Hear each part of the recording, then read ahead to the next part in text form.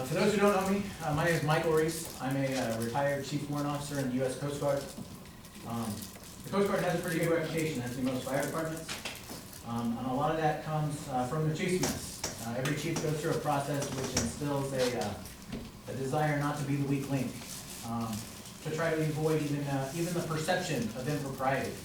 And a few minutes ago you mentioned that you wish someone would have given you a call and said, hey, there's something going on. Well, a few weeks ago, I sat down with not one or two or three or four, but 5 different people who were either fired or resigned from this fire department. And I listened to them for hours. And now, following that, the following week, I went to Mr. Whitman and asked if I could speak here today.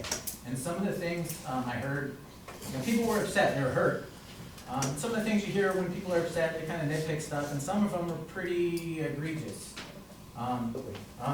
I sat down with the 5 people, and I heard there's 4 things that I want to go over. The first one is the one that concerned me the least, actually, and that was a member of the department at their previous job, when they were working at the Shelton Fire Department. There was an accusation of a sexual nature. An accusation doesn't mean something actually happened, but it gives the perception that something does. That member wasn't allowed to go to the fire department for a year. They were still getting paid and standing duty at their house, is what I was told.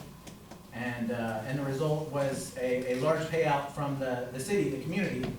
So there was an impact to the community there to settle out of court this accusation of, I believe it was sexual harassment. And the only reason I bring that one up is because of what I heard that followed. I heard on multiple occasions that the same member was making inappropriate sexual jokes about pursuing the spouse at another fire department. The other fire department's chief, actually. And I heard that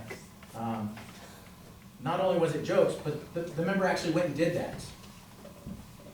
And after having achieved their conquest, shortly thereafter, that chief and their spouse were divorced, and the ILA, the agreement between the 2 departments, was severed. So there was an impact to the community there. The community no longer has access to the resources of that other department. The third issue that I heard was with the ongoing drills, the routine drills that occur. A lot of inappropriate language going on. And I don't just mean cussing.